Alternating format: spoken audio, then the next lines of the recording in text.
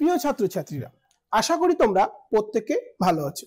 আমি প্রথমে elite YouTube চ্যানেলের ইতিহাস একাদশ শ্রেণীর সেকেন্ড সেমিস্টারের ক্লাসে প্রত্যেককে স্বাগত জানাই।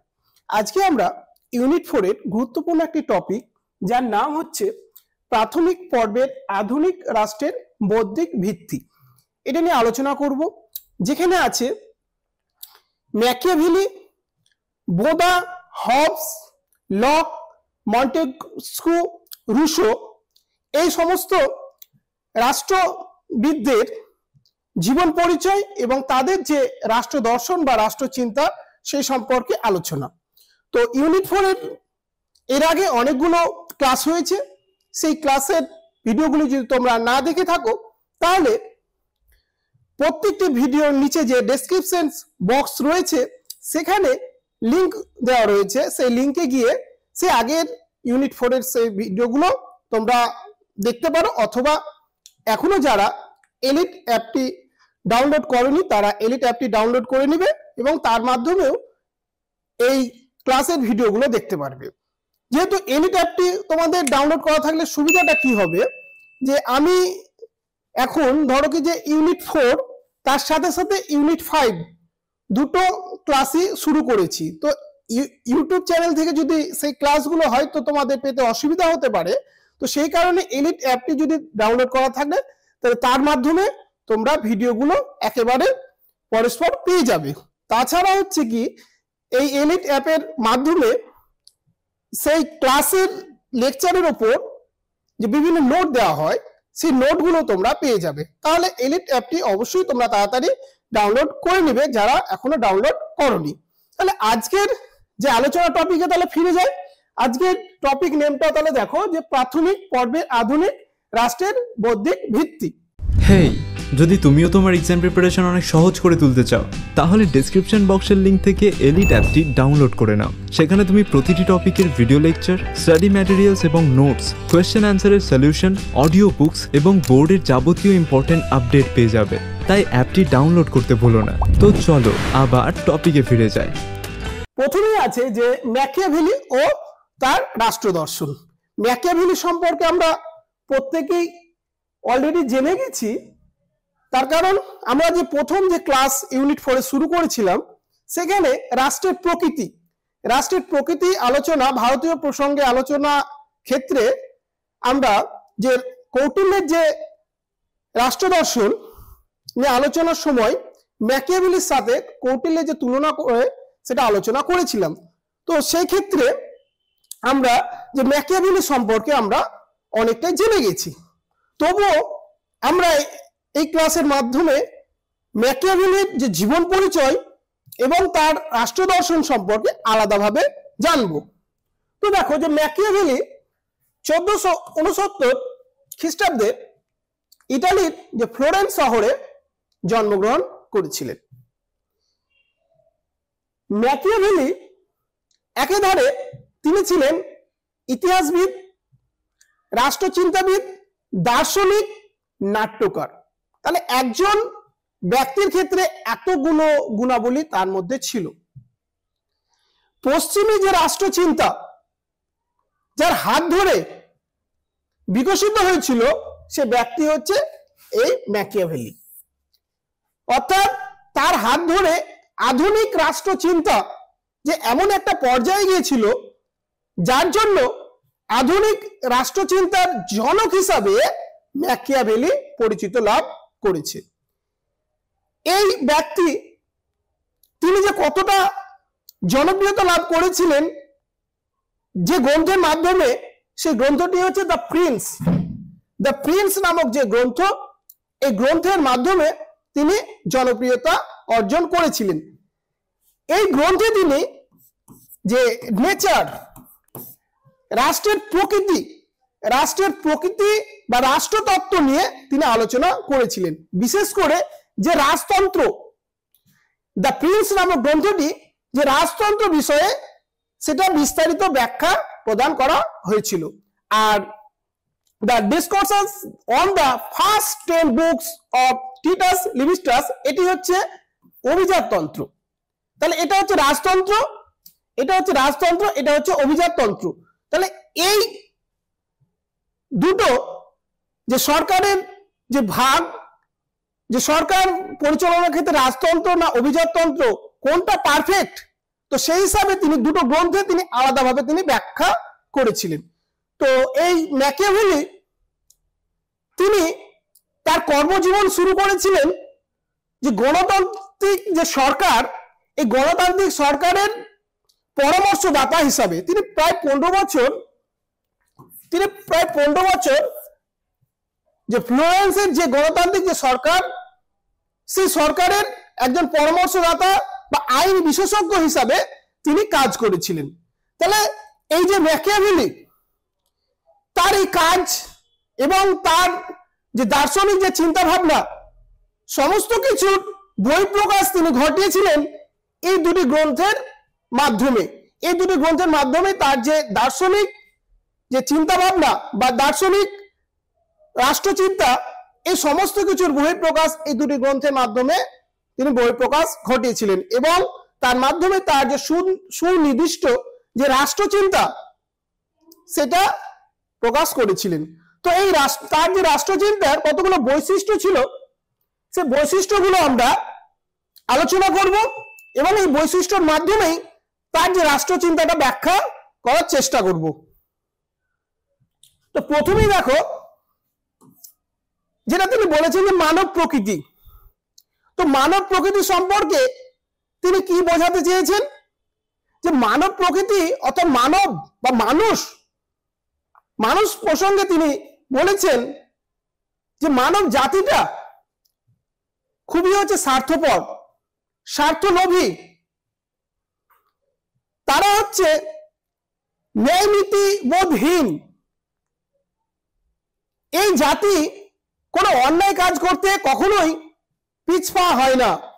নিজের স্বার্থ সিদ্ধির জন্য যে কোনো পর্যায়ের কাজ তারা করতে পারে, অর্থাৎ নিজের স্বার্থ বা অর্থ লালসায় এতটাই মুগ্ধ হয়ে যায় যে কোনটা অন্যায় কাজ এবং কোনটা ন্যায় কাজ তারা বুঝে উঠতে পারে না। তাদের কাছে নিজের স্বার্থটাই সব থেকে বড় হয়ে যায়। এই কারণে তো ভাই ভাই যুদ্ধ এবং তার যে রিলেটিভের সঙ্গে যুদ্ধ, হিংসা প্রতিহিংসা মারামারি, আর এই থেকেই সৃষ্টি হচ্ছে কি একটা শক্তিশালী রাষ্ট্রের সৃষ্টি হচ্ছে। যখন সমাজে যখন এক বিশৃঙ্খল পরিবেশ সৃষ্টি হচ্ছে আর এই পরিবেশকে রক্ষা করার জন্য এক সংগঠনের সৃষ্টি হচ্ছে, যে সংগঠনটি হচ্ছে রাষ্ট্র। তাহলে এইভাবেই যে মানব জাতি তার যে কর্ম, তার খারাপ কর্মের জন্যই এই রাষ্ট্র নামক বা সরকারের উৎপত্তি ঘটছে, তিনি এটা ব্যাখ্যা করেছেন। দ্বিতীয় তিনি যেটা বলতে চেয়েছেন যে ধর্ম নীতিবোধ। তিনি ধর্ম এবং নীতিবোধকে রাষ্ট্রচিন্তা থেকে, যে ধর্ম নীতিবোধকে তিনি রাষ্ট্রচিন্তা থেকে আলাদা করেছেন। রাষ্ট্রচিন্তা বা নীতি, রাষ্ট্রনীতি থেকে তিনি আলাদা করেছেন। অর্থাৎ ধর্মকে তিনি বলেছেন যে ব্যক্তিগত জীবনে ধর্ম ঠিকই আছে, ব্যক্তিগত জীবনে যে ধর্মের ব্যবহার এবং ব্যাখ্যা ঠিকই আছে, কিন্তু একটা বৃহৎ রাষ্ট্র পরিচালনার ক্ষেত্রে তখন কিন্তু ধর্মের কোনো গুরুত্ব নেই, বা ধর্ম বা চার্চ সেখানে প্রাধান্য বিস্তার করতে পারবে না। যদি রাষ্ট্র পরিচালনার ক্ষেত্রে যদি চার্চ বা ধর্ম যদি রাষ্ট্রের উপরে যদি স্থান লাভ করে, তাহলে সেই রাষ্ট্র কখনোই যে সঠিক পথে এগোতে পারবে না। অতএব তিনি ধর্ম এবং নীতিবোধকে রাষ্ট্রনীতি থেকে আলাদা করেছেন। ব্যক্তিগত জীবনে তিনি ধর্মকে রেখেছেন, আর রাষ্ট্র পরিচালনার ক্ষেত্রে ধর্মকে তিনি বাদ দিয়েছেন। যে রাষ্ট্রনীতি পরিচালনার ক্ষেত্রে কোনো প্রকার ধর্মীয় গোড়ামি এখানে চলবে না, রাষ্ট্র জায়গাতে থাকবে, সেখানে কোনো ধর্মীয় রীতিনীতি দ্বারা রাষ্ট্র কখনো আবদ্ধ হবে না। 3 নম্বরে কি আছে দেখব, রাষ্ট্র ক্ষমতা তত্ত্ব। রাষ্ট্র ক্ষমতা তত্ত্ব তাহলে রাষ্ট্র ক্ষমতা তত্ত্ব ম্যাকিয়াভেলি তার যে প্রিন্স নামক দ্য প্রিন্স নামক যে গ্রন্থ, এই প্রিন্স নামক যে গ্রন্থ, এখানে তার রাষ্ট্রতত্ত্ব নীতি ব্যাখ্যা করেছেন। আর ম্যাকিয়াভেলির তার রাষ্ট্র দর্শনের মূল প্রতিপাদ্য যে বিষয় সেটা হচ্ছে রাষ্ট্র ক্ষমতা তত্ত্ব। অতএব তিনি রাষ্ট্রের ক্ষমতা, যে সমস্ত কিছুর ঊর্ধ্বে রাষ্ট্র এবং মানব জাতিকে রক্ষা সংরক্ষণ সমস্ত কিছু দিক থেকে মানব জাতিকে বাঁচানোর জন্য রাষ্ট্রের ক্ষমতাকে বাড়ানো দরকার। অতএব রাষ্ট্রের যে সার্বভৌম ক্ষমতা সেটাকে বাড়ানো দরকার, আর সেটা হবে শক্ত, অর্থাৎ সেখানে কোনো ধর্মীয় বেড়াজালে আবদ্ধ থাকবে না। অতএব রাষ্ট্রীয় ক্ষমতা জায়গাতে কোনো ধর্মীয় বা নীতিবোধ সেখানে আবদ্ধ থাকবে না। অতএব রাষ্ট্রের যে ক্ষমতা সেটাকে বাড়ানোর কথা বলা হয়েছে। সেই কারণে তো তার যে রাষ্ট্রীয় দর্শনের মূল প্রতিপাদ্য বিষয় হচ্ছে রাষ্ট্র ক্ষমতা তত্ত্ব। অতএব এখানে তিনি রাষ্ট্রের যে ক্ষমতাকে শক্তিশালী করার কথা বলা হয়েছে। আর রাষ্ট্রের ক্ষমতা যদি শক্তিশালী হয়, চার্চের অধিক যদি রাষ্ট্রের ক্ষমতা থাকে, তাহলে একটা রাষ্ট্র সে সঠিক পথে পরিচালিত হবে, সে রাষ্ট্র শক্তিশালী হবে। তো সেই কারণে রাষ্ট্র ক্ষমতা তত্ত্ব তিনি তার যে রাষ্ট্র দর্শনের মধ্যে রেখেছেন।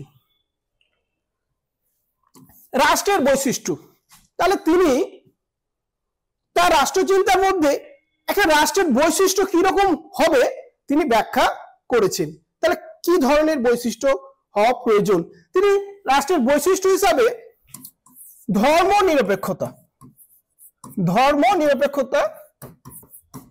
নিরপেক্ষতাকে রেখেছে। অর্থাৎ একটা রাষ্ট্রে সমস্ত ধর্মের লোক বসবাস করতে পারবে, সেখানে হিন্দু, মুসলিম, বৌদ্ধ, খ্রিস্টান সমস্ত সম্প্রদায়ের মানুষ মিলেমিশে বসবাস করবে। প্রত্যেকটা ধর্মের মানুষ তার নিজস্ব ধর্ম সে পরিচালনা করার অধিকার আছে।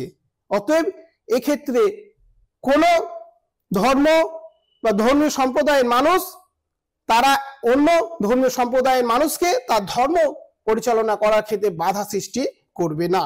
তো সেই হিসাবে দেখো যে ধর্ম নিরপেক্ষতা আছে বৈশিষ্ট্য হিসাবে ম্যাকিয়াভেলি যে আধুনিক রাষ্ট্রচিন্তার জনক যেটা ব্যাখ্যা করেছেন, সেটাকে আমাদের দেশ ভারতবর্ষ সেটাকে অনুসরণ করে চলছে। সেটা তো আমাদের গর্বের বিষয় যে আমাদের দেশ ভারতবর্ষ সে হচ্ছে ধর্ম নিরপেক্ষ এক দেশ। তো সেই হিসাবে আমাদের গর্বের বিষয় যে ম্যাকিয়াভেলি যে রাষ্ট্র দর্শনের যে বৈশিষ্ট্য হিসাবে, রাষ্ট্রের বৈশিষ্ট্য হিসাবে ধর্ম নিরপেক্ষতাকে রেখেছেন, সেটা আমাদের দেশ ভারতবর্ষ যে সংবিধান অনুসারে সেটাকে অনুসরণ করে চলছে। আমাদের ভারতবর্ষে বিভিন্ন ধর্মাবলম্বী মানুষ এখানে বসবাস করছে, সেটা হচ্ছে আমাদের কাছে খুব গর্বের বিষয়। দ্বিতীয় বৈশিষ্ট্য হিসাবে কি বলছে, এখানে রাষ্ট্রের ক্ষমতা বৃদ্ধি। অর্থাৎ ম্যাকিয়াভেলি যেটা বলেছে কি যে একটা রাষ্ট্রের বৈশিষ্ট্য হবে রাষ্ট্রের ক্ষমতা বৃদ্ধি। একটা রাষ্ট্র সৃষ্টি হলো, ঠিকই আছে, সেই রাষ্ট্র আবার তার ক্ষমতা বৃদ্ধি করবে। ক্ষমতা যদি বৃদ্ধি না করে তাহলে তো যে রাষ্ট্রের উৎপত্তি হলো সেই রাষ্ট্র তো সেখানেই সীমাবদ্ধ থাকবে। সেখানে কোন ক্ষমতার কথা বলা হচ্ছে? এখানে বলছে কি যে সামরিক এবং অর্থনৈতিক সমস্ত কিছুর ক্ষমতা বৃদ্ধির কথা বলা হচ্ছে। অর্থাৎ একটা দেশকে ডেভেলপ করতে গেলে তাকে অর্থনৈতিক দিক থেকে যেমন শক্তিশালী হতে হবে, তেমন সামরিক দিক থেকেও তাকে শক্তিশালী হতে হবে। যদি শক্তিশালী সামরিক এবং অর্থনৈতিক এই সমস্ত দিক থেকে যদি শক্তিশালী না হয়, তাহলে দুর্বল রাষ্ট্র হিসাবে সে পরিচিত লাভ করবে এবং সবল বা শক্তিশালী রাষ্ট্র তাকে আক্রমণ করে সেই রাষ্ট্রের কাছ থেকে বিভিন্ন ধরনের তাদের কাছে দাবি করবে, অর্থ দাবি করবে বা অনেক কিছু করতে পারে। অতএব কোনো কিছু সে করতে পারবে না। সে কারণে বলছে যে রাষ্ট্রের যে শক্তি সেটাকে বৃদ্ধি করতে হবে। যেমন ধরো যে আমাদের যে ভারতবর্ষ 1947 সালে স্বাধীনতা লাভ করেছে, তার সঙ্গে সঙ্গে 1947 সালে অনেক রাষ্ট্র এরকম পাকিস্তান বা অনেক রাষ্ট্র এশিয়ার যে 5 বছর আগে বা 5 বছর পরে অনেক রাষ্ট্র স্বাধীনতা লাভ করেছিল। কিন্তু আজ 21 শতাব্দীতে দাঁড়িয়ে আমাদের ভারতবর্ষ যে শক্তিশালী দেশগুলোর মধ্যে, সামরিক শক্তিশালী দেশের মধ্যে আর চতুর্থ স্থানে রয়েছে। তাহলে আমাদের এটা হচ্ছে খুব গর্বের বিষয়। এটা এশিয়ান কান্ট্রি হিসাবে একসঙ্গে অনেক রাষ্ট্র সেখানে স্বাধীনতা লাভ করেছিল, কিন্তু আমাদের ভারতবর্ষ আজ হচ্ছে বিশ্বের শক্তিশালী রাষ্ট্রগুলির মধ্যে হচ্ছে চতুর্থ বৃহত্তম রাষ্ট্র। সেই হিসাবে আমাদের রাষ্ট্র স্বাধীনতার পর যে একটা স্বাধীন রাষ্ট্র 1947 সালে যে 15ই আগস্ট প্রতিষ্ঠিত হওয়ার পর থেকে আমাদের দেশ অনেক উন্নতি লাভ করেছে সামরিক অর্থনৈতিক দিক থেকে। আর আজ বর্তমানে যে একবিংশ শতাব্দীতে দাঁড়িয়ে আমাদের রাষ্ট্র যে শক্তিশালী দেশগুলোর মধ্যে যে চতুর্থ শক্তিশালী দেশ হিসাবে প্রতিষ্ঠিত হয়েছে, সেটা আমাদের কাছে খুব গর্বের বিষয় এবং গর্ব করে বলতে পারি। আর যদি এই শক্তি যদি বৃদ্ধি না করতো, তাহলে তো পাকিস্তান বা অন্যান্য রাষ্ট্রের মতো বাংলাদেশ, শ্রীলঙ্কা এগুলোর মতো পিছিয়ে থাকতো। কিন্তু আজ অনেকটাই শক্তি বৃদ্ধি করেছে বলে আজ এই জায়গাতে পৌঁছেছে। তাহলে ম্যাকিয়াভেলির রাষ্ট্রের বৈশিষ্ট্যের মধ্যে আমাদের ভারতবর্ষের যে রাষ্ট্রের বৈশিষ্ট্য বর্তমানে অনেক কিছু মিল খুঁজে পাওয়া যাচ্ছে। 3 নম্বর বৈশিষ্ট্যটা কি বলছে, যে যোগ্য ব্যক্তি, যোগ্য ব্যক্তিদের অংশগ্রহণ, যোগ্য ব্যক্তি। তাহলে 3 নম্বর যে পয়েন্টে বা রাষ্ট্রের বৈশিষ্ট্য হিসাবে তিনি যারা রেখেছেন যে যোগ্য ব্যক্তি, অর্থাৎ একটা সুষ্ঠু ন্যায়সঙ্গত রাষ্ট্র পরিচালনা করার জন্য, দুর্নীতি মুক্ত রাষ্ট্র পরিচালনার জন্য যোগ্য ব্যক্তিদের প্রশাসনিক কাজে নিয়োগ করতে হবে। যদি যোগ্য ব্যক্তিদের যদি প্রশাসনিক কাজে যদি নিয়োগ করতে পারে, তাহলে সেই রাষ্ট্রটা ভালোভাবে পরিচালিত হবে। তাহলে বৈশিষ্ট্য হিসাবে এখানে যোগ্য, যাদের যোগ্যতা রয়েছে তাদেরকেই সেই প্রশাসনিক কাজে তাদেরকে নিয়োগ করার কথা বলা হয়েছে, অযোগ্যদের নয়। যদি অযোগ্যদের যদি নিয়োগ করা হয়, তাহলে তো সেই একই রকম ভাবে সেই আগের মতো যে শাসন ব্যবস্থা পরিচালিত হবে। সে কারণে বলছি যার যোগ্য রয়েছে তাকে সে কাজটা দিতে হবে। তাহলে এই ধরনের রাষ্ট্রের বৈশিষ্ট্য হওয়া উচিত। তাহলে আমাদের ভারতবর্ষ তো এখন তো তাই, যে যোগ্য, যার যোগ্যতা রয়েছে সেই হিসাবে তো সেই কর্মে বা নিযুক্ত হচ্ছে। তো সেই হিসাবে সেই বৈশিষ্ট্য এটাও মিলে যাচ্ছে।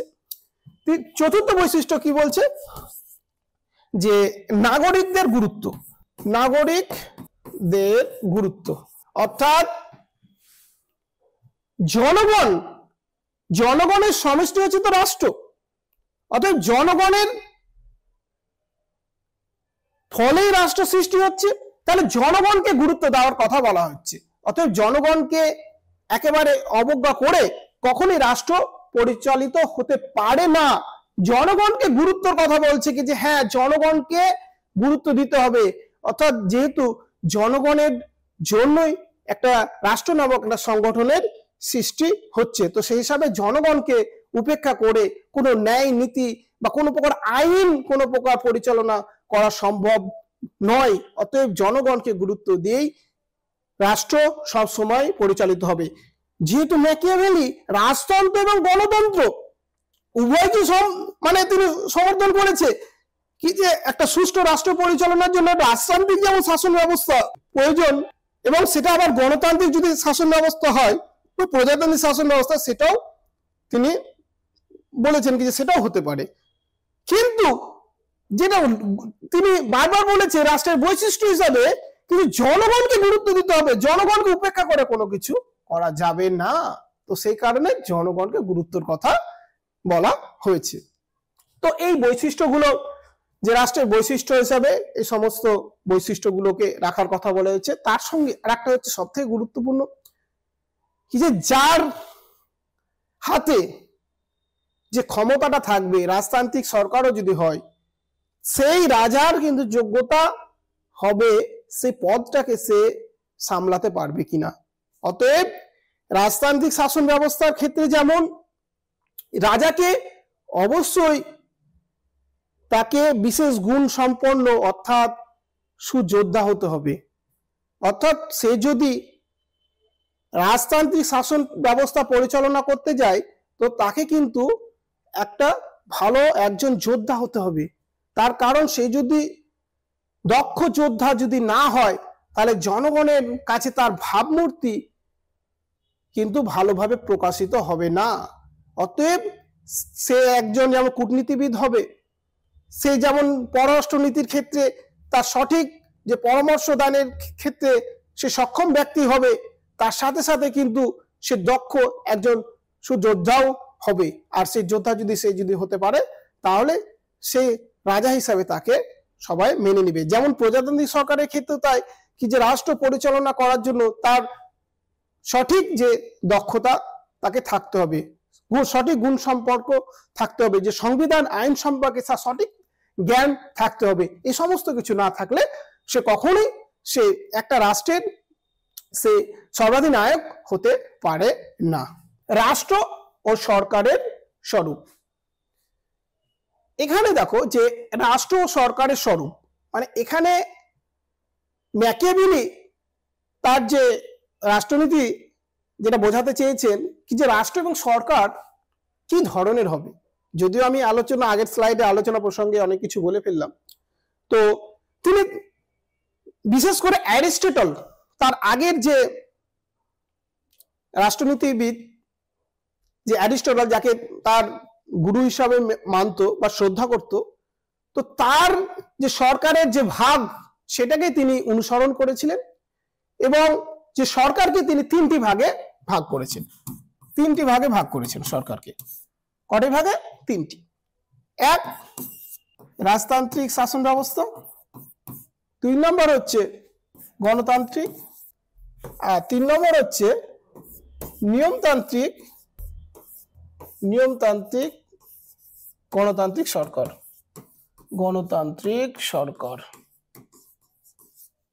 তাহলে দেখো যে এই তিনটি ভাগে তিনি ভাগ করেছেন।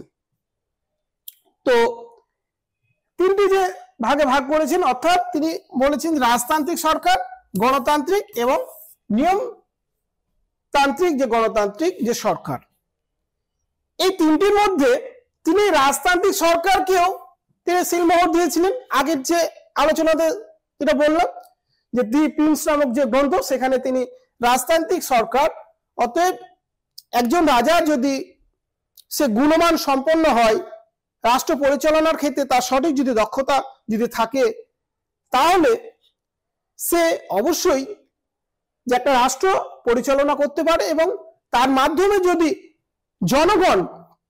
জনগণ যদি ভালো থাকে, একটা রাজ্যের জনগণ যদি সুখে শান্তিতে যদি বসবাস করতে পারে, তাহলে অবশ্যই রাজতান্ত্রিক সরকার সেটাও যে রাষ্ট্রের উন্নয়নের ক্ষেত্রে রাজতান্ত্রিক সরকার মোটেও খারাপ নয়। অতএব তিনি এটাকে সমর্থন করেছেন। তার সাথে সাথে যে গণতান্ত্রিক বা প্রজাতান্ত্রিক সরকার, সেই প্রজাতান্ত্রিক সরকারকে তিনি এখানে সিলমোহর দিয়েছেন। তাহলে এক্ষেত্রে দেখো যে এই দুটি সরকারকেও তিনি বলেছেন, কিন্তু নিয়মতান্ত্রিক যে গণতান্ত্রিক সরকার এই ভাগটিকে তিনি সেরকম ভাবে অতটা গুরুত্ব দেয়নি। কিন্তু যে সরকার সে রাজতান্ত্রিকও হতে পারে বা গণতান্ত্রিক সরকার হতে পারে, এটা তিনি ভালোভাবে ব্যাখ্যা করেছেন কি যে এটা এই দুটোর মধ্যে একটা হলে হতে পারে, সেক্ষেত্রে কোনো সমস্যা নেই। তাহলে রাজতান্ত্রিক বা গণতান্ত্রিক উভয় হতে পারে সরকার। রাজতন্ত্রের স্বরূপ বলতে এখানে দ্য প্রিন্স নামক গ্রন্থে তিনি রাজতন্ত্রকে সমর্থন করছে। তাহলে রাজতন্ত্রের স্বরূপ কেমন হবে? তাহলে রাজা, দেখো একজন রাজা হচ্ছে রাষ্ট্রের সে প্রধান, রাজার হাতে সমস্ত যে ক্ষমতা থাকছে।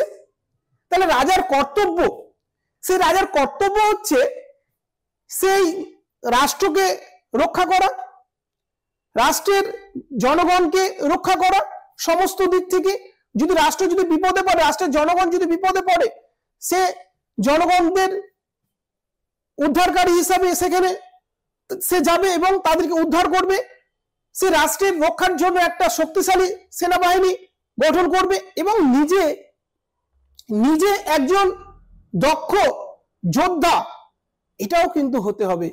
তাহলে কি হবে যে জনগণের কাছে যে রাজার যে ভাবমূর্তি সেটা ভালোভাবে প্রকাশিত হবে।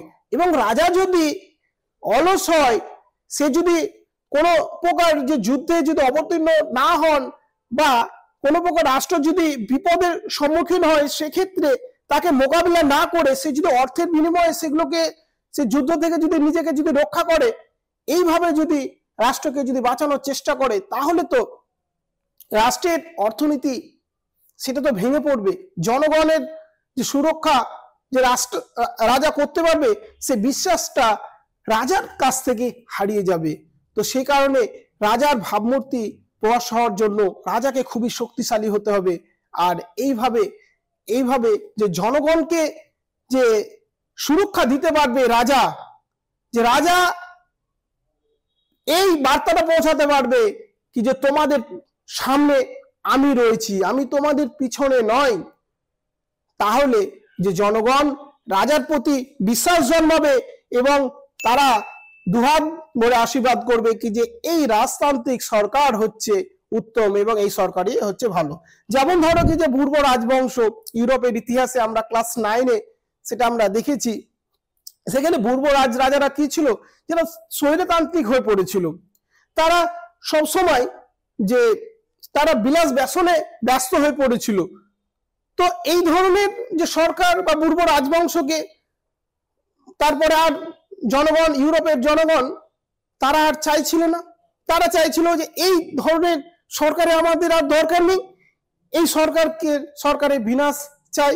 তো সেই হিসাবে তো আমরা যে 1789 যে ফরাসি রেভলিউশন দেখেছিলাম, সেই ফরাসি রেভলিউশনের মাধ্যমে এই ইউরোপের যে পূর্ব রাজবংশ, ফ্রান্সের যে পূর্ব রাজবংশ, সেই রাজবংশের পতন আমরা দেখেছিলাম। অতএব রাজতন্ত্রের স্বরূপ হিসাবে যে রাজার ভাবমূর্তিকে সেটা একবারে পরিষ্কার পরিচ্ছন্ন হতে হবে এবং কোনো প্রকার তার বিরুদ্ধে যাতে অভিযোগ না থাকে এবং তার চরিত্র হবে একদম পরিষ্কার এবং তার উপরে কোনো দুর্নীতির অভিযোগ থাকবে না। এই ধরনের যে ভাবমূর্তি যদি জনগণের উপর যদি রাজা দেখাতে পারে, তাহলে সেই রাজাকে জনগণ অতি সহজে তাকে মেনে নেবে বা স্বীকার করে নেবে। এবারে দেখো প্রজাতন্ত্রের স্বরূপ। যেহেতু ম্যাকিয়াভেলি যেমন রাজতন্ত্রকে সমর্থন করে নিয়েছে, তেমনি হচ্ছে প্রজাতান্ত্রিক যে সরকার, সেই প্রজাতান্ত্রিক যে সরকার সেটাকেও মেনে নিয়েছে। কিন্তু হ্যাঁ, প্রজাতান্ত্রিক সরকারও রাষ্ট্র পরিচালনার জন্য পারফেক্ট। প্রজাতান্ত্রিক সরকারও হতে পারে, সেখানে যদি কোনো প্রকার জনগণ যদি ভালো থাকে, সুখে শান্তিতে থাকে, তো হ্যাঁ বেটার, প্রজাতান্ত্রিক সরকারও সেটা ভালো। তো দেখো যে বিশেষ করে যে ইটালির যে প্রজাতান্ত্রিক যে সরকার, যে জুলিয়াস সিজার, তার আগের মুহূর্তে প্রজাতান্ত্রিক সরকার ছিল। তো এই প্রজাতান্ত্রিক সরকার পরিচালনার সময় সেখানকার যে মানুষ খুব ভালোই ছিল, কিন্তু জুলিয়াস সিজার এবং তার পরবর্তী রাজারা এই প্রজাতান্ত্রিক যে সরকারের উত্থান ঘটিয়ে আবার রাজতান্ত্রিক সরকার প্রতিষ্ঠিত করছে এবং যে রাজতান্ত্রিক যে সরকার প্রতিষ্ঠিত হচ্ছে সেটা স্বৈরতান্ত্রিক সরকারে পরিণত হচ্ছে।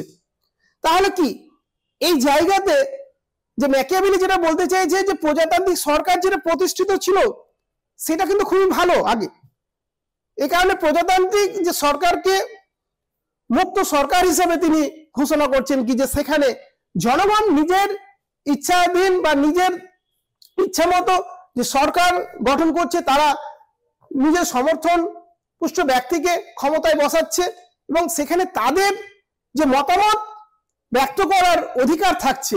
এই সমস্ত কিছু থাকার ফলে কি করছে যে জনগণের গুরুত্বটা বাড়ছে এবং গণতান্ত্রিক সরকার এইভাবে প্রতিষ্ঠিত হচ্ছে। কিন্তু সেই জায়গাতে যখন স্বৈরতান্ত্রিক রাজতান্ত্রিক যখন সরকার প্রতিষ্ঠিত হচ্ছে, তখন কি হচ্ছে, এই জায়গাতে যে প্রজাতান্ত্রিক যে সরকারের যে ভাবমূর্তি সেটা একেবারে নষ্ট হয়ে যাচ্ছে এবং যে নতুন যে রাজতন্ত্র যে প্রতিষ্ঠিত হচ্ছে সেটা হচ্ছে স্বৈরতান্ত্রিক সরকার পরিণত হচ্ছে। তাহলে ম্যাকিয়াভেলি যেটা বলতে চেয়েছেন যে রাজতন্ত্র বা অভিজাত বা প্রজাতন্ত্র বা গণতন্ত্র উভয়ই হচ্ছে সঠিক, উভয়ই হতে পারে। উভয় যদি জনগণ যদি সুখে থাকে, শান্তিতে থাকে, জনগণ যদি ভালো থাকে, তাহলে উভয় সরকার হচ্ছে একবারে পারফেক্ট। কিন্তু সেই জায়গাতে বলছে রাজতান্ত্রিক যে সরকার জুলিয়াস সিজার পরবর্তী রাজারা যেটা প্রতিষ্ঠিত করেছিল সেটা কিন্তু পারফেক্ট ছিল না, সেটা একেবারে যে জনগণের সেখানে স্বাধীনতা বা সার্বভৌমিক যে অধিকার, সেই অধিকার কিন্তু কেড়ে নিয়েছিল, তাহলে সেটাকে তিনি মেনে নিতে পারেননি। পরবর্তী দেখো যে ভালো মন্দের বিশ্লেষণ। এখানে যেটা ম্যাকিয়াভেলি তার যে রাষ্ট্র দর্শনের মধ্যে দেখাতে চেয়েছেন, ভালো মন্দ বিশ্লেষণ তত্ত্ব। তাহলে ভালো মন্দ বিশ্লেষণ তত্ত্ব অর্থাৎ সমাজের বা রাষ্ট্রের ক্ষেত্রে যে সমস্ত যে কার্যকলাপ যে ভালো, সেটাকে বলছে ভালো তত্ত্ব। কিন্তু যে সমস্ত কার্যকলাপ যেগুলো যে রাষ্ট্রের ক্ষেত্রে বা সমাজের ক্ষেত্রে অমঙ্গলজনক বা সমাজ বা রাষ্ট্রের ক্ষতি হচ্ছে, সেটাকে বলছে যে মন্দ তত্ত্ব।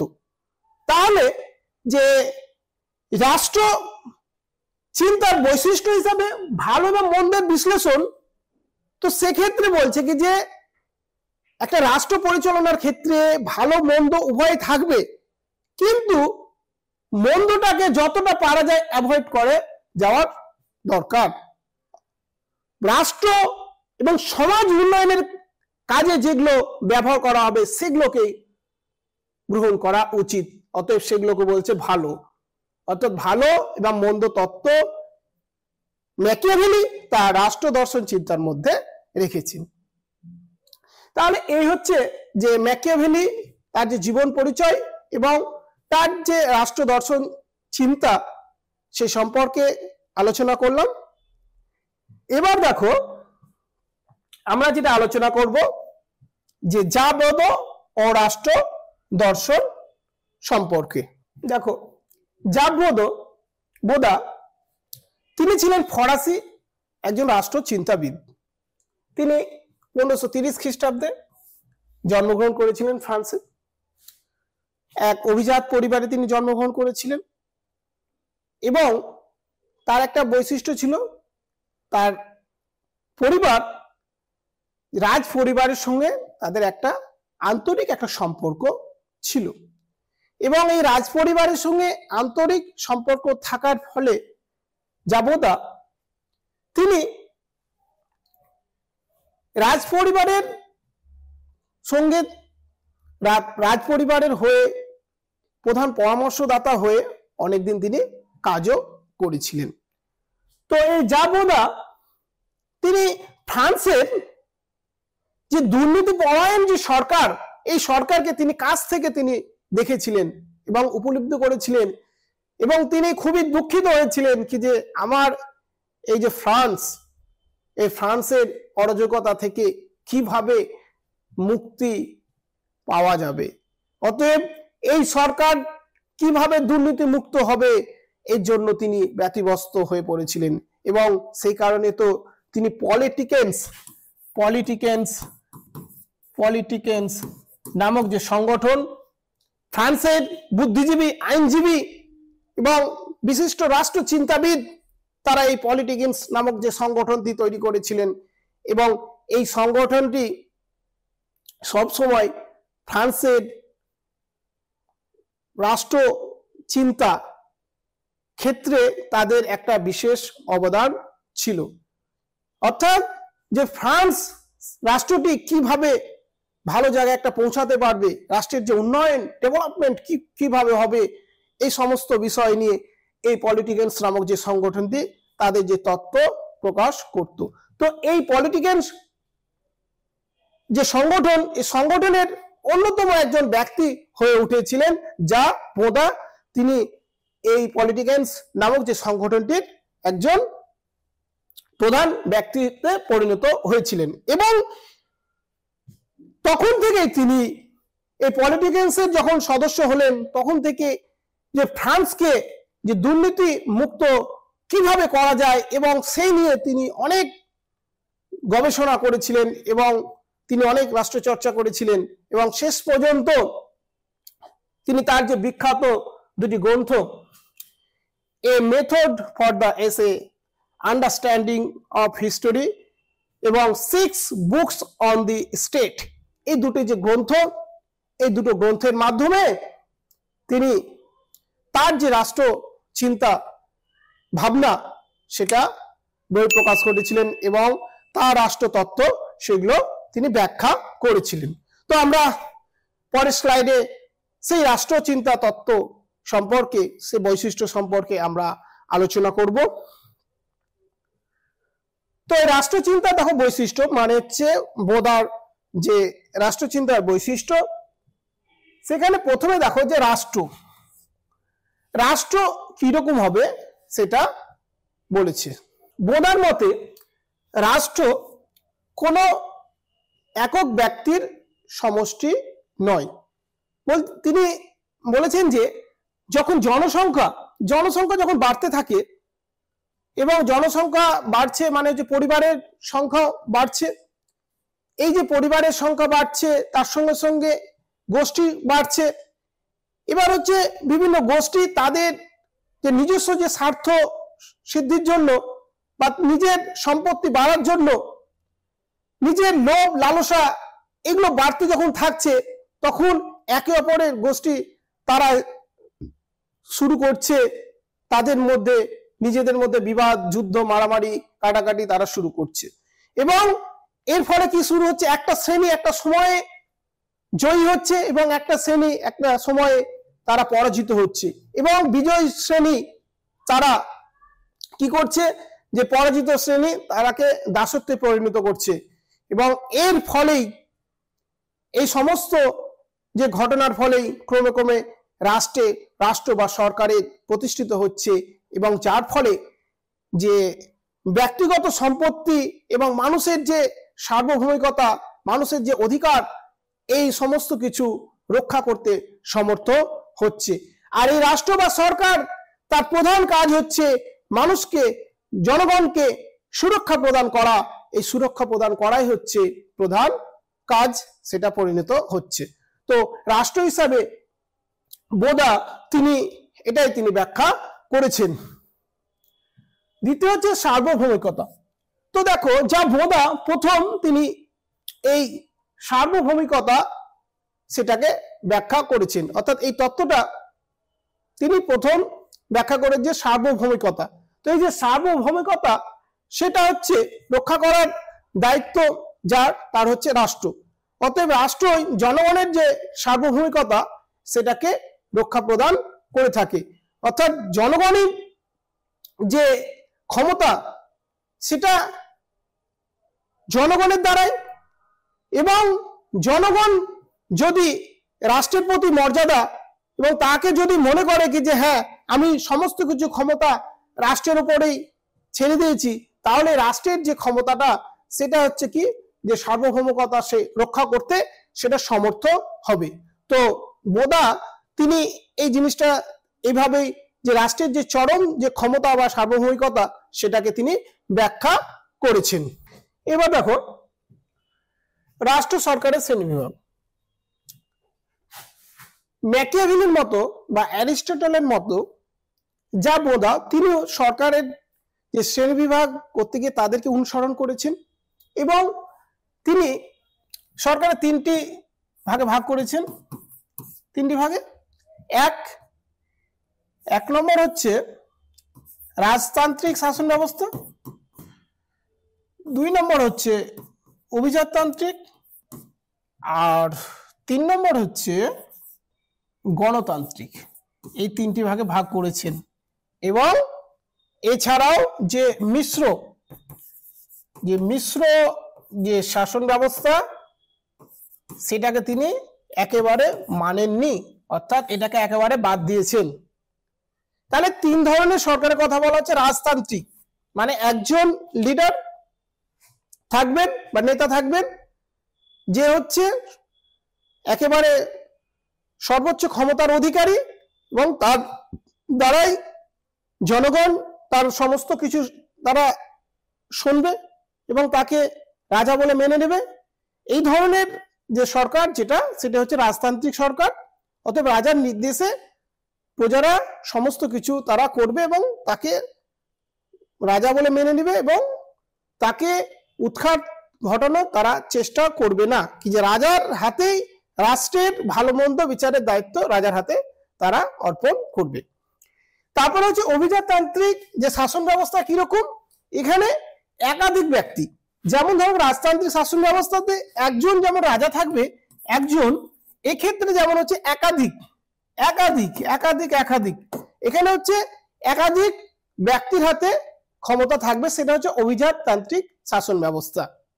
এবং গণতান্ত্রিক শাসন ব্যবস্থা মানে হচ্ছে এখানে যে গোটা রাজ্যের যে জনগণ তাদের মধ্যে থেকেই যে নেতা নির্বাচিত করবেন, অতএব সেটা ভোটাধিকারের মাধ্যমে হতে পারে বা অন্য কোনো উপায়ে হতে পারে, সেটা হচ্ছে গণতান্ত্রিক শাসন ব্যবস্থা। এর মাধ্যমে সে ব্যক্তিকে যদি পছন্দ না হয় তাকে আবার সেই ক্ষমতা থেকে তারা সরিয়ে দিতে পারবে। তো এই ধরনের যে শাসন ব্যবস্থা তার মধ্যে যে কোনো একটাকে রাখার কথা তিনি বলেছেন, কিন্তু কখনোই তিনি মিশ্র যে শাসনতান্ত্রিক যে শাসন ব্যবস্থা অর্থাৎ রাজতান্ত্রিক, অভিজাততান্ত্রিক এবং গণতান্ত্রিক যে সংমিশ্রণ যেটা থাকবে সেটাকে কখনোই তিনি বলেননি কি যে এটা রাখতে হবে। তো যে সরকার হিসাবে তিনি এই তিনটি যে ভাগের মধ্যে যে কোনো একটি ভাগকে বা এক ধরনের যে সরকার যে রাষ্ট্র পরিচালনার ক্ষেত্রে সেটা হচ্ছে সঠিক তিনি ব্যক্ত করেছেন, কি তার মাধ্যমেই রাষ্ট্রের যে উন্নতি সেটা সম্ভব হবে। অতএব সংমিশ্রণ যে সরকার বা মিশ্র যে শাসনতান্ত্রিক যে সরকার সেটা কখনোই যে একটা রাষ্ট্র পরিচালনার ক্ষেত্রে ভালো নয়, সেখানে বিভিন্ন ধরনের সমস্যার সৃষ্টি হতে পারে। তাহলে হয় সেখানে গণতান্ত্রিক থাকবে, অভিজাততান্ত্রিক থাকবে বা রাজতান্ত্রিক থাকবে, এই যে কোনো এক ধরনের সরকার রাষ্ট্র পরিচালনার জন্য পারফেক্ট। এবার হচ্ছে দেখো নাগরিকতা, যা বোধা যে নাগরিকতা, এই নাগরিকতাকে তিনি একেবারে সংকীর্ণ অর্থে ব্যাখ্যা করেছেন। অর্থাৎ আমরা কি জানি যে সিটিজেনশিপ বা নাগরিকতা একটা গণতান্ত্রিক যে সরকার পরিচালনার ক্ষেত্রে জনগণের গুরুত্ব হচ্ছে অধিক, জনগণের গুরুত্ব ম্যাকিয়াভেলি যেখানে জনগণের গুরুত্বের কথা বলা হয়েছে, কিন্তু জাবোদার যে নাগরিকতা সম্পর্কে তিনি যেটা ব্যাখ্যা করেছে সেটা হয়তো আজ আমরা একবিংশ শতাব্দীতে দাঁড়িয়ে সেটা মেনে নিতে পারবো না। অর্থাৎ তিনি যেটা ব্যাখ্যা করেছেন নাগরিকতা প্রসঙ্গে, কি যে সেখানে বলেছেন যে একটা রাষ্ট্রের সবাই নাগরিক নয়। কেমন কথা, যে সবাই নাগরিক নয়, অর্থাৎ একটা পরিবারের যে পরিবারের হেড সে হচ্ছে নাগরিক এবং বাকিরা নাগরিক নয়। অর্থাৎ তিনি যে সমাজের যে দাস বা যারা হচ্ছে একেবারে নিচু সম্প্রদায়ের মানুষ তারাকে নাগরিকতার পর্যায় থেকে আলাদা করেছেন। এমনকি পরিবারের শুধুমাত্র যে হেড বয়োজ্যেষ্ঠ ব্যক্তি তাকে নাগরিক বলছে, কিন্তু তার ছেলে মেয়েগুলোকে বলছে নাগরিক নয়। তাহলে এটা কি ধরনের হচ্ছে? তো সে কারণে বলছে কি যে জাবোদার যে নাগরিক যে তত্ত্ব, যেটা রাষ্ট্র দর্শন তত্ত্ব যেটা ব্যাখ্যা করেছেন তিনি, সেটা হচ্ছে একেবারে সংকীর্ণ অর্থ। অর্থাৎ নাগরিকতা যে প্রসঙ্গে তার যে দার্শনিক তত্ত্ব যেটি ব্যাখ্যা করেছেন সেটা একেবারে মেনে নেওয়া সম্ভব নয়। অতএব সেখানে অনেকটা সমালোচনার মুখে তিনি পড়েছেন। অতএব এই যে নাগরিকতা যে তত্ত্ব সেটাকে একেবারে গ্রহণযোগ্য নয়। তার কারণ সবাই তো একটা গণতান্ত্রিক দেশে সবাই তো সমান থাকবে, রাজতান্ত্রিক দেশে রাজা ক্ষমতা পরিচালনা করলো, জনগণের তো সবার গুরুত্ব, সবার ক্ষেত্রে তো একই ধরনের আইন, একই ধরনের শাসন ব্যবস্থা থাকবে, সেটাই স্বাভাবিক। কিন্তু এখানে বলছে যে নাগরিকতার ক্ষেত্রে যারা হচ্ছে দাস সম্প্রদায়ের, মুচি সম্প্রদায়ের বা হচ্ছে একেবারে সমাজের নিম্ন শ্রেণীর মানুষ বা পরিবারের যাদের হচ্ছে বয়স কম, তারাকে নাগরিকতা প্রদান করা হচ্ছে না, শুধুমাত্র বয়োজ্যেষ্ঠ ব্যক্তিকে বা পরিবারের যে প্রধান তাকেই নাগরিকতা দেওয়া রয়েছে। তো সেই হিসাবে এটাকে একেবারে মেনে নেওয়া সম্ভব হচ্ছে না। এটা সমালোচনার মুখে জাবোদা পড়েছেন এবং এই নিয়ে অনেক রাষ্ট্রচিন্তাবিদ তার সমালোচনা করেছেন। বিপ্লব, বিপ্লব কথার অর্থ আমরা জানি প্রত্যেকে, যে বিপ্লব কথার অর্থ হচ্ছে পরিবর্তন। বিপ্লব কথার অর্থ কি? পরিবর্তন। বিপ্লব তত্ত্ব এটা তিনি খুব সুন্দর ব্যাখ্যা করেছেন। যে বিপ্লব বা পরিবর্তন, এটাকে তিনি বিপ্লবকে জীবদেহের সঙ্গে তুলনা করেছেন। আমাদের জীবদেহ এর যেমন উৎপত্তি রয়েছে তেমন এর বিনাশ রয়েছে, ধ্বংস রয়েছে। আমাদের জন্ম যেমন রয়েছে তেমন মৃত্যু রয়েছে। তো সেরকমই বলছে যে আমাদের জন্মের পর যেমন আমরা আস্তে আস্তে যখন বেড়ে উঠি আমাদের বিকাশ ঘটে এবং একটা সময় আমাদের মৃত্যু ঘটে। তো বলছে কি যে একটা রাষ্ট্র সেটা একেবারে হচ্ছে জীবদেহের মতো, সেটা জীবদেহের মতোই, কি যে উৎপত্তি হচ্ছে এবং উৎপত্তির পর সে ধীরে ধীরে সামরিক, অর্থনৈতিক সমস্ত দিক থেকে সেই রাষ্ট্রটা বেড়ে ওঠে, তিলে তিলে তিলে সেটা বেড়ে ওঠে এবং একটা সময় দুর্বল রাজশক্তির ফলে বা কোনো বহিঃশত্রু আক্রমণের ফলে একটা সময় সেই রাষ্ট্রের অবক্ষয় ঘটছে, পতন ঘটছে এবং তারপরে আবার নতুন এক সরকারের সৃষ্টি হচ্ছে। তাহলে সেক্ষেত্রে কি হচ্ছে? সেক্ষেত্রে পরিবর্তন দেখা দিচ্ছে। সেখানে হয়তো রাজতান্ত্রিক সরকার ছিল এবং সেই বিপ্লবের, সেই যুদ্ধের ফলে বা কোনো সংঘর্ষের ফলে সেখানে কি হলো? নতুন আবার সরকারের পরিবর্তন ঘটলো। যেমন আমরা যে ফরাসি রেভলিউশনের ক্ষেত্রে কি দেখেছিলাম, যে পূর্ব রাজবংশ, সে পূর্ব রাজবংশকে পতন ঘটিয়ে সেখানে প্রজাতান্ত্রিক সরকার প্রতিষ্ঠিত হয়েছিল। তারপরে ডাইরেক্টরি শাসন ব্যবস্থা, তারপরে কনসুলেট শাসন ব্যবস্থা, তারপরে আবার নেপোলিয়ন বোনাপার্ট তার নিজস্ব ক্ষমতা প্রয়োগ করে সে আবার নিয়মতান্ত্রিক, রাজতান্ত্রিক যে সরকার প্রতিষ্ঠিত করেছিল। অর্থাৎ যেটা বোঝাতে চাইছেন, তিনি বোঝাতে চাইছেন কি যে আমাদের জীবদেহ, এই জীবদেহের যেমন ক্ষয় রয়েছে, জীবদেহের যেমন বিনাশ রয়েছে, তেমনও রাষ্ট্রের বিনাশ হচ্ছে এবং রাষ্ট্রের বিনাশের সঙ্গে সঙ্গে আবার যে রাষ্ট্রের উৎপত্তি হচ্ছে, সেক্ষেত্রে যে শাসন কাঠামো দিক থেকে তার পরিবর্তন ঘটছে। তো এটাই তিনি তার রাষ্ট্র তত্ত্বে ব্যাখ্যা করেছেন এবং তার যে বিপ্লবিক যে তত্ত্ব, বিপ্লব তত্ত্বটা, এটা অনেকেই গ্রহণ করেছে। এটা সমালোচনার অনেকটা বাইরে। যেটা হচ্ছে নাগরিক তত্ত্ব, যেটা ব্যাখ্যা করলাম, সেখানে যেমন বললাম কি যে এখানে অনেকটা সমালোচনা দেখা দিচ্ছে, সেক্ষেত্রে এখানে হচ্ছে সমালোচনার অনেকটা বাইরে।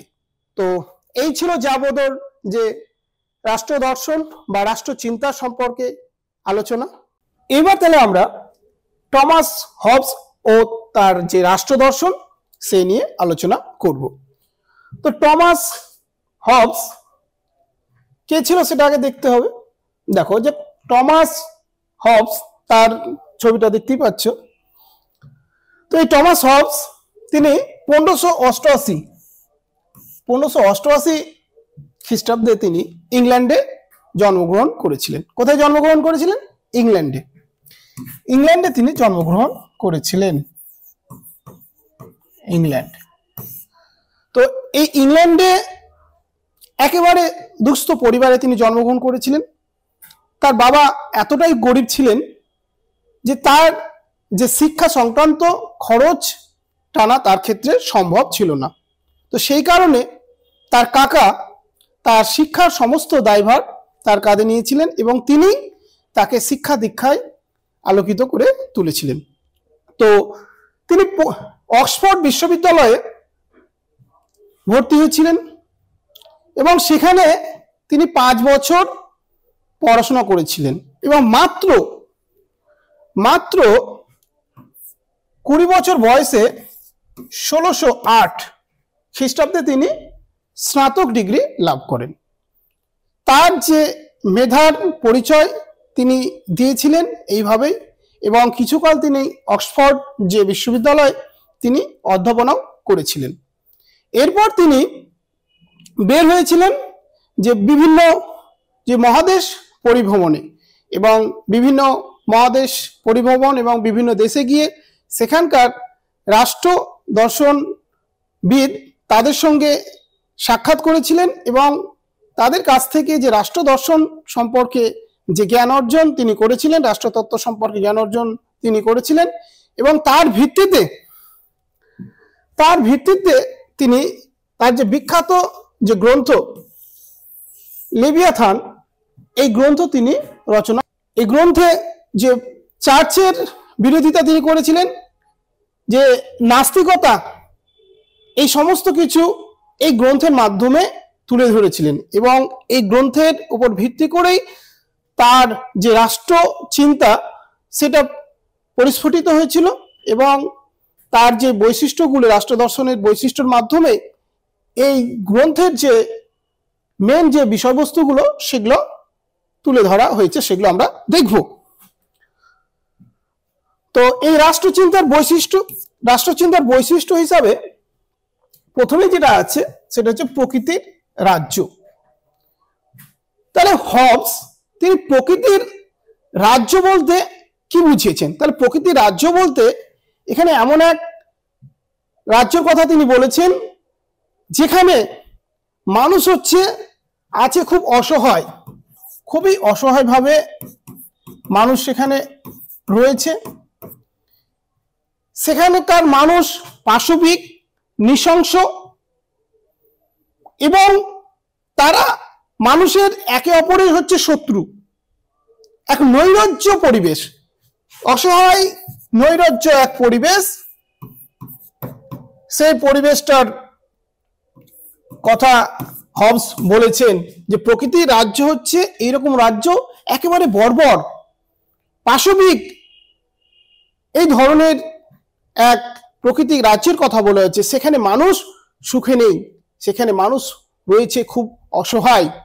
তো এই পর্যায়ে মানুষ যখন নিজেদের মধ্যে একত্রিত হয়ে, একজোট হয়ে এক শক্তির সৃষ্টি করেছিলেন, সেটা হচ্ছে রাষ্ট্র নামক এক শক্তির সৃষ্টি ঘটিয়েছিলেন।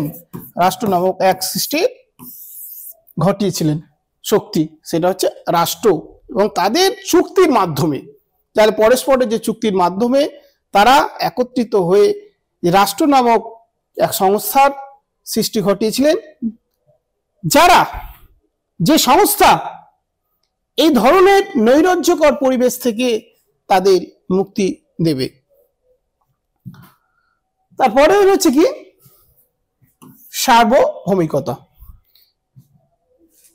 অর্থাৎ নৈরাজ্যকর যখন পরিবেশ সৃষ্টি হচ্ছে যেখানে মানুষ একে অপরের শত্রু, এইরকম একটা পরিবেশ, সেখানে মানুষের সম্পত্তির কোনো সুনিশ্চিত ব্যবস্থা নেই, এখানে সম্পত্তির জন্য মারামারি, কাটাকাটি, এক বিশৃঙ্খল পরিবেশ সৃষ্টি হচ্ছে।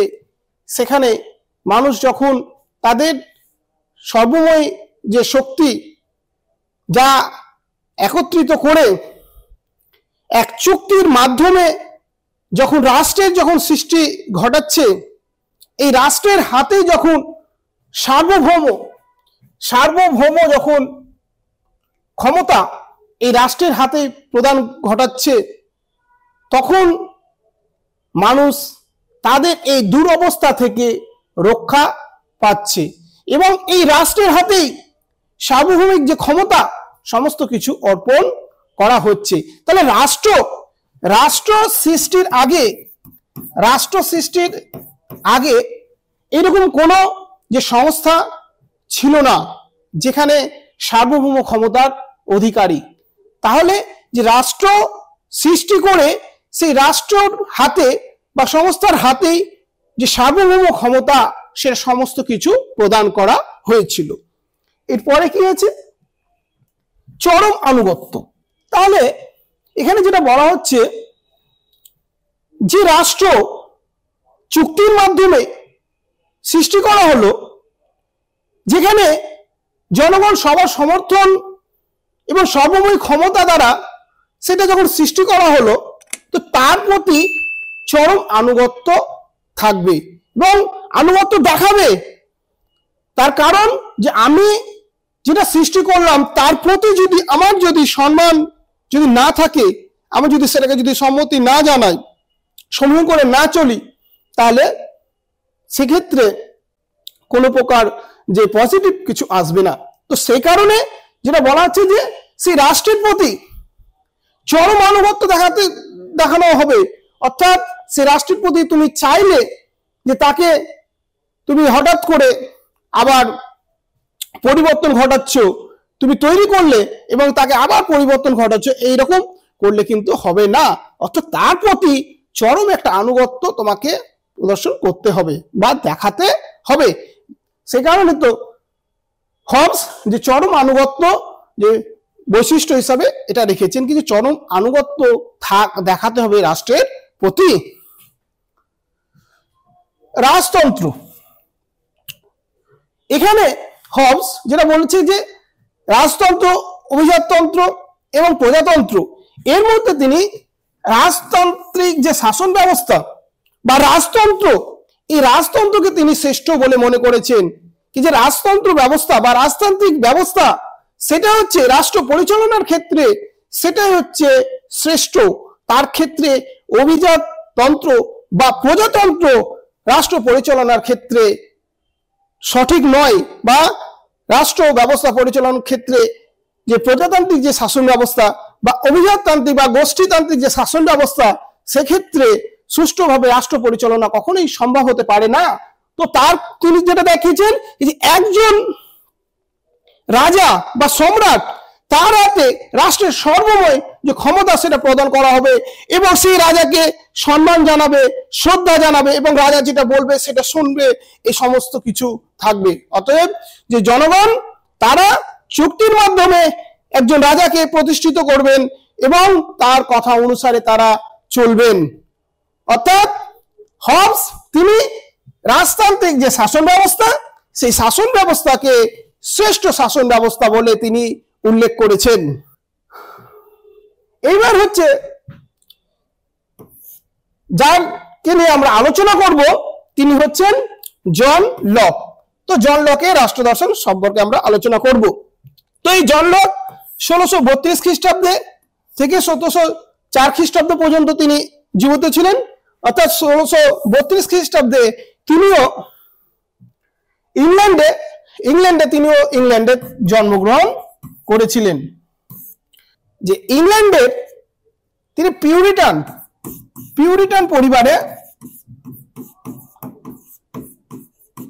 পরিবারে তিনি জন্মগ্রহণ করেছিলেন।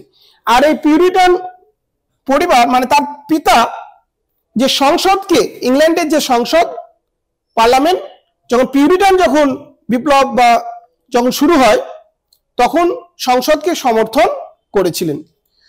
তো এই জন লক তিনি ছোটবেলা থেকেই প্রচন্ড মেধাবী একজন ব্যক্তি ছিলেন। অতএব ছোটবেলাতেই তিনি যে তার মেধাবীর পরিচয় দিয়েছিলেন। তিনি ওয়েস্ট মিস্টার স্কুলে তিনি পড়াশোনা করেছিলেন এবং তারপরে তিনি অক্সফোর্ডের স্কাইট চার্চ যে কলেজে তিনি ভর্তি হন। 1656 খ্রিস্টাব্দে তিনি সেখান থেকে স্নাতক ডিগ্রি লাভ করেছিলেন এবং 1658 খ্রিস্টাব্দে তিনি সেখান থেকে স্নাতকোত্তর ডিগ্রি লাভ করেছিলেন, মানে বিএ এবং এমএ ডিগ্রি এখান থেকে লাভ করেছিলেন। এবং সব থেকে বড় বিষয়, তিনি এই অক্সফোর্ড বিশ্ববিদ্যালয়ে তিনি যে অধ্যাপক হিসাবে নিযুক্ত হয়েছিলেন। তাহলে এখানে বেশ কিছু দিন তিনি অধ্যাপক হিসাবে কাজ করেছিলেন। তাহলে তিনি নিশ্চয়ই একজন শিক্ষাবিদ ছিলেন। তিনি একজন শিক্ষাবিদ সত্ত্বেও তার সব থেকে বেশি আগ্রহ যেটা ছিল চিকিৎসা শাস্ত্রের ক্ষেত্রে।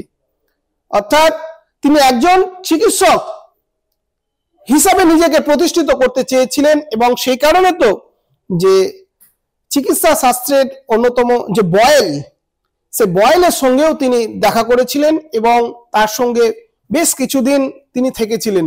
এবং এই থেকে প্রমাণিত হয় এবং বিভিন্ন যে রাষ্ট্রবিদ তার এই চিকিৎসা শাস্ত্রে যে তার যে বিশাল যে অবদান রয়েছে, তো এই অবদানকেও অনেকে স্বীকার করে নিয়েছিলেন এবং তাকে অনেকে বলতেন কি যে তিনি একজন দক্ষ চিকিৎসক, তিনি একজন দক্ষ যে চিকিৎসক, এটাও মেনে নিয়েছিল অনেকে। তাহলে তিনি যে একজন দক্ষ চিকিৎসক ছিলেন, যে বিভিন্ন যে রাষ্ট্রবিদদের যে মতামত সেখান থেকে আমরা জানতে পারি। এবং এছাড়াও তিনি যে পিউরিটান বিপ্লব এবং 1688 সালের যে ইংল্যান্ডের যে গৌরবময় বিপ্লব এবং যে ইংল্যান্ডের যে রাজতান্ত্রিক যে ইতিহাসের যে পালাবদল, তৃতীয় চার্লসের যে স্বৈরতান্ত্রিক যে ক্ষমতা, তার মাধ্যমে যে তিনি যে ক্ষমতায় বসেছিলেন এবং তাকে উৎখাত এবং শেষ পর্যন্ত যে নিয়মতান্ত্রিক রাজতন্ত্র যে প্রতিষ্ঠা, এই সব কিছু তিনি কাছ থেকে দেখেছিলেন। আর এই জন্য 1688 খ্রিস্টাব্দের যে গৌরবময় যে বিপ্লব, এই গৌরবময় বিপ্লবের জনক হিসাবে জন লককে বলা হতো কি যে তিনি হচ্ছেন ইউরোপের গৌরবময় বিপ্লবের জনক। তো এই সমস্ত কিছুই তিনি অতি কাছ থেকে দেখেছিলেন এবং এই সমস্ত কিছুর উপর ভিত্তি করে তিনি দুইটি গ্রন্থ রচনা করেছিলেন। একটি হচ্ছে an essay concerning human understanding 1679 সালে সেটা প্রকাশিত হয়েছিল। আর একটি হচ্ছে যে ট্রু ট্রিটিস অফ গভর্নমেন্ট 1690। এই দুটি যে গ্রন্থ, এই দুটি গ্রন্থের মাধ্যমে তার যে রাষ্ট্রচিন্তা সম্পর্কে আমরা ধারণা পাই এবং তার যে রাষ্ট্র চিন্তার যে বৈশিষ্ট্যগুলো কি ছিল আমরা পরবর্তী স্লাইডে দেখব। তো রাষ্ট্রচিন্তার বৈশিষ্ট্য, তাহলে বৈশিষ্ট্য হিসাবে প্রথমেই দেখো যে প্রাকৃতিক অধিকার। এখানে যে প্রাকৃতিক অধিকারে তিনি যে বিষয়গুলোকে উল্লেখ করেছেন সেখানে বলছে যে প্রাক রাজনৈতিক অবস্থা। তো প্রাকৃতিক যে অধিকারে এখানে যে প্রাক রাজনৈতিক যে অবস্থা, সেখানে তিনি উল্লেখ করেছেন যে প্রাক রাজনৈতিক যে অবস্থা, সেখানে মানুষ ছিল অতি সহজ সরল এবং সাধারণ, সেখানে ছিল নম্র ভদ্র মানুষ, সেখানে একে অপরের সঙ্গে কোনো প্রকার যে মারামারি বা সম্পত্তি নিয়ে কাড়াকাড়ি, এই ধরনের বিশৃঙ্খল কোনো পরিবেশ যে প্রাক রাজনৈতিক যে অবস্থা এই পর্যায়ে ছিল না। তাহলে এই সময়টা ছিল নম্র ভদ্র পর্যায়। কিন্তু যখন তাদের মধ্যে যে সম্পত্তি নিয়ে যখন কাড়াকাড়ি সৃষ্টি হলো, সম্পত্তি বাড়ানোর জন্য যখন তাদের মধ্যে একদম ভিতরে যখন তাদের মধ্যে আকাঙ্ক্ষা যখন জাগ্রত হলো কি যে আমি আমার সম্পত্তিকে প্রচুর পরিমাণে বাড়াবো, সে আমার থেকে বেশি সম্পত্তি করে নিল, যে এই যে সম্পত্তির যে অধিকার, এই সম্পত্তির অধিকার নিয়ে যখন একজন মানুষের সঙ্গে আরেকজন মানুষের মধ্যে যখন রেষারেষি সৃষ্টি হলো, আর তখনই একটা সমাজে কি সৃষ্টি হলো, এক বিশৃঙ্খল যে পরিবেশের সৃষ্টি হলো বা দেখা দিল। এবং সেখান থেকে এই জনগণ তাদের যে জীবনকে সুরক্ষিত করার জন্য তাদের যে সর্বময় যে ক্ষমতা বা শক্তিকে একত্রিত করে তারা এক চুক্তির মাধ্যমে এক রাষ্ট্রের সৃষ্টি করলো বা একজন ক্ষমতাশীল ব্যক্তিকে এই সমস্ত কিছু দেখার দায়িত্ব দিলেন এবং সেই থেকে সৃষ্টি হলো কি, সেই থেকে সৃষ্টি হলো রাষ্ট্র। তাহলে রাষ্ট্র এইভাবেই সৃষ্টি হয়েছিল যখন সমাজে যখন বিশৃঙ্খল এক পরিবেশ যখন সৃষ্টি হলো এবং সেই পরিবেশের মধ্যে দিয়ে রাষ্ট্রের যে প্রতিষ্ঠা হয়েছিল। তাহলে প্রাক রাজনৈতিক অবস্থাটা ছিল মানুষ খুব ভালো এবং পরবর্তী সময়টাতে যখন মানুষের মধ্যে রেষারেষি যখন সৃষ্টি হলো এবং তার মধ্যে দিয়ে সৃষ্টি হলো রাষ্ট্রের। এর পরবর্তীতে কি আছে দেখবো, শাসন ক্ষমতা।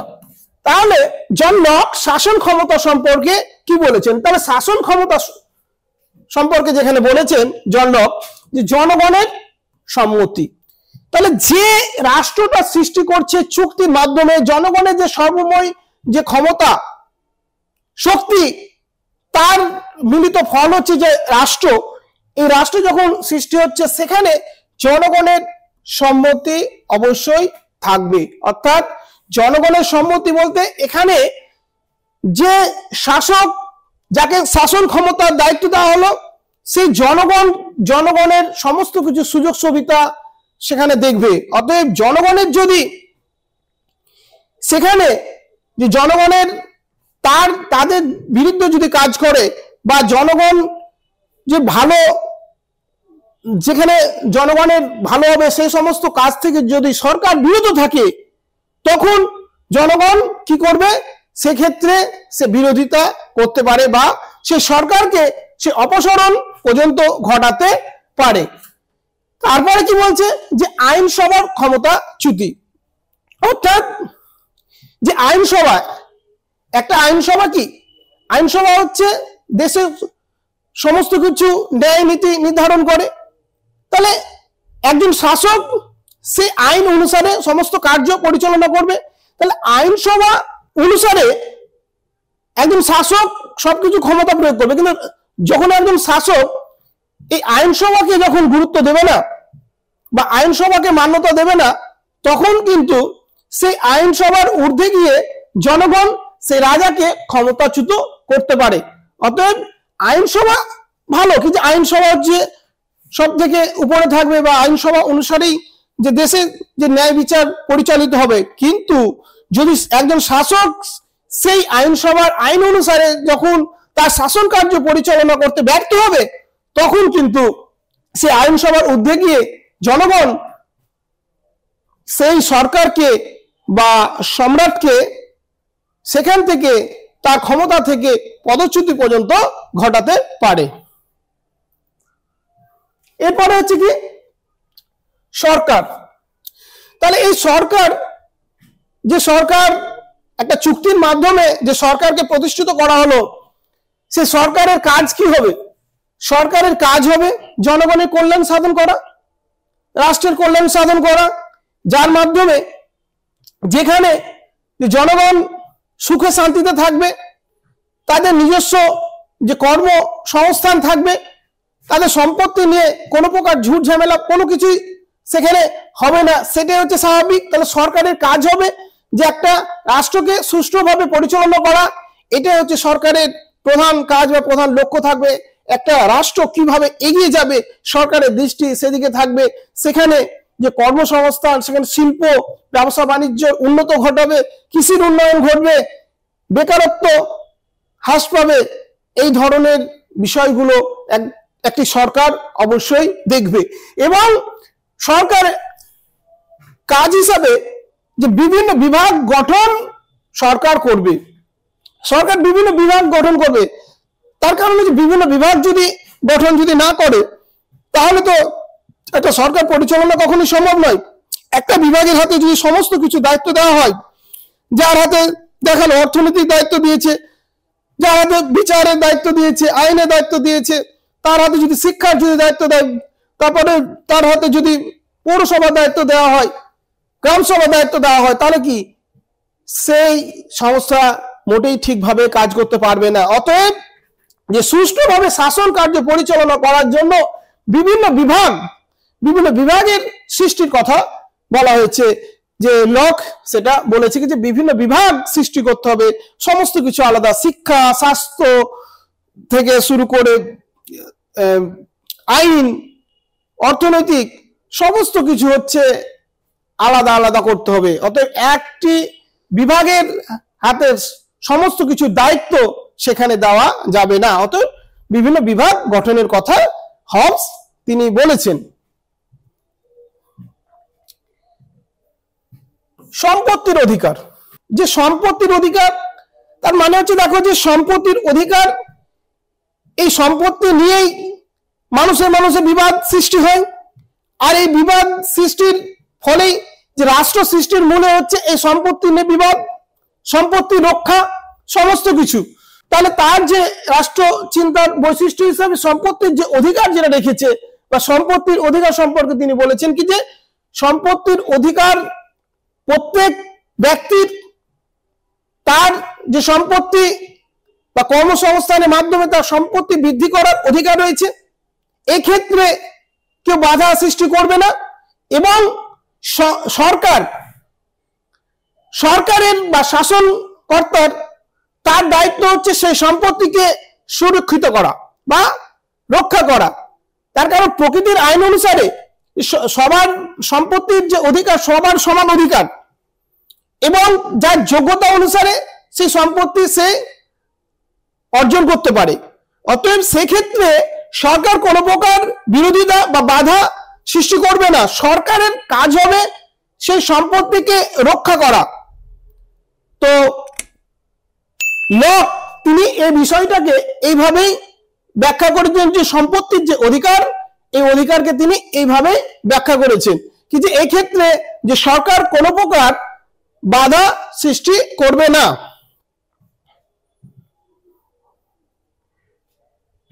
বিরোধিতা ও বিপ্লব, যেহেতু জন লক এখানে বিরোধিতা বলতে এখানে বোঝাতে চেয়েছেন যে সর্বময় যে ক্ষমতার অধিকারী যে রাষ্ট্র একটা চুক্তির মাধ্যমে রাষ্ট্রকে যে সৃষ্টি করেছে, এক্ষেত্রে যে সরকার পরিচালনা করবে যে ব্যক্তি, সে সুষ্ঠুভাবে সেটা পরিচালনা করবে।